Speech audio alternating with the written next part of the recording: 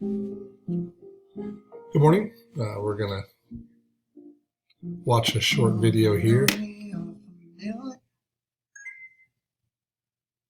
It's about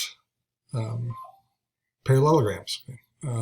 It's actually a video that's going to show you how to make Tollhouse bars, and then we're going to apply some things we learned about parallelograms to the Tollhouse bars. So let's get started here. So before we get started mixing, we're going to preheat the oven to 375 degrees. And then I've already got most of my ingredients already set out here. We're going to need 2 sticks of butter, sugar, flour, eggs. Right now I'm going to soften up the butter in the microwave. Your microwave might be a little different. I put mine in for about a minute, but you might want to do 30 seconds at a time you don't want it liquidy, but just kind of softened up a little bit. You can use margarine instead of butter if you want, but 2 sticks. And we're going to need 3/4 of a cup of white sugar. Put that in a mixing bowl.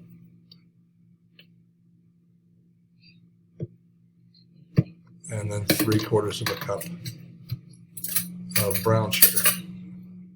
And I'm going to fast forward through this a little bit. Okay.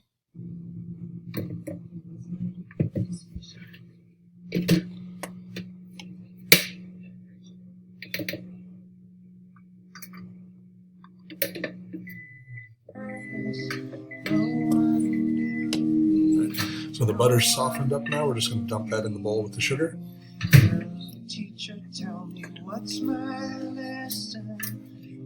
And I'll put all the ingredients on the ingredients are all going to be listed on the Google Slides page where you saw this video. So now we're just going to mix this. Don't mix it too fast. Use a nice big spoon to help you do this. If you mix it too fast, it might splatter all over. So let me fast forward. You don't need to watch me mixing this for this long, but just get it kind of all blended in really nicely. And we're going to crack 2 eggs in there. Try not to get any shells in there.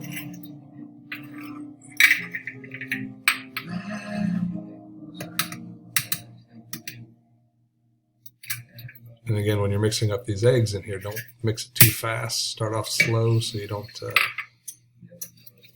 splatter eggs all over the place. And let me fast forward through a little bit of this.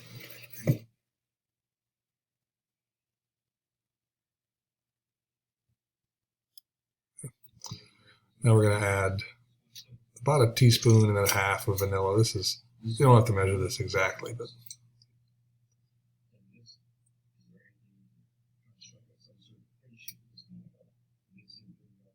and then we're just going to mix that in.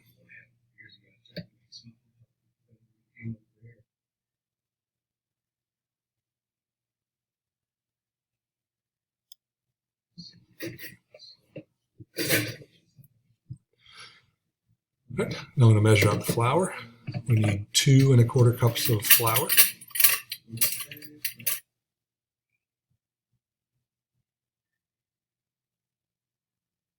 I'm putting that in a separate bowl because there's a couple other dry ingredients that we want to mix in with the flour before we pour it all into the other mixture. So that's 2 full cups and then 1/4 cup.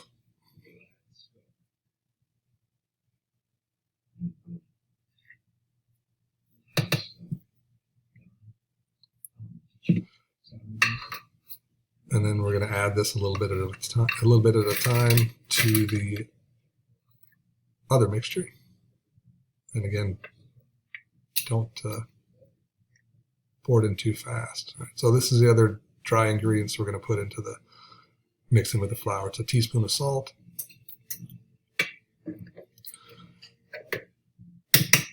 and then 1 teaspoon of baking soda.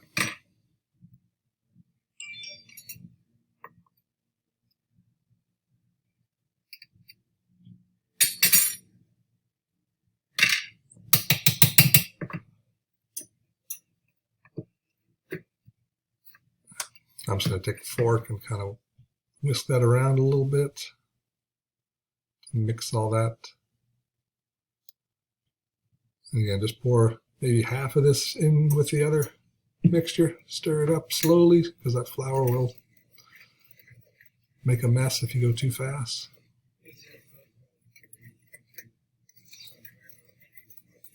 Once most of that gets kind of mixed in, then you can add the rest of the flour.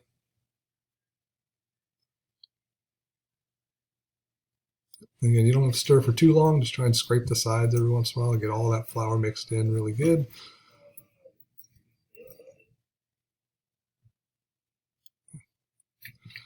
And then we're going to add the best part, the chocolate chips. You can use whatever kind of chocolate chips you want.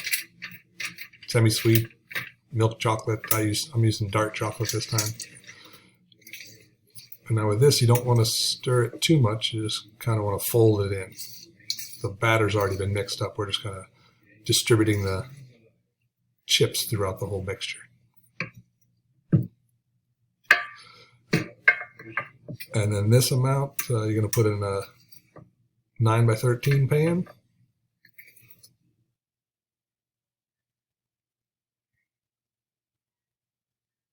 Spread it out.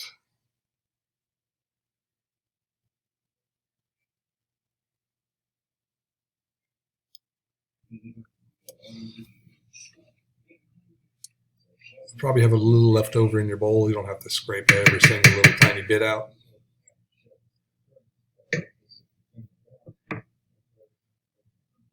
And by now your oven is probably heated up.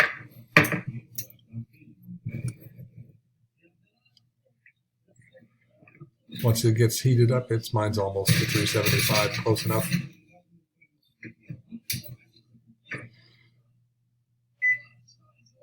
And I usually cook mine about 22 minutes. And we'll wait and see. I'm going to take the cookies out, or the Tollhouse Bars out. They look really good. I'm going to set that pan on a cooling rack and let it cool down. It's cooled off now, and I'm going to use a pizza cutter to cut the cookies. And I'm going to cut some parallel lines.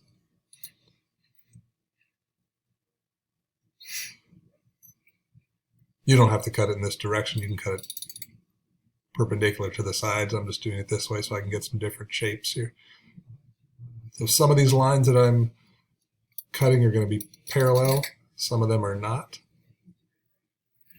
And we'll see what happens with the ones that are parallel and the ones that aren't parallel. Let me fast forward through this a little bit. You don't need to see all of this.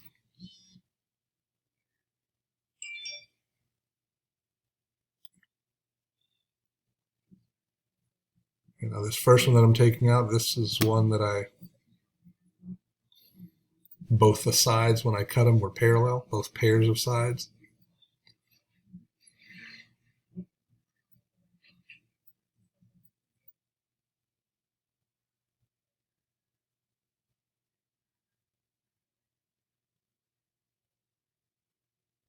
And the second one that I cut, the opposite sides were not parallel.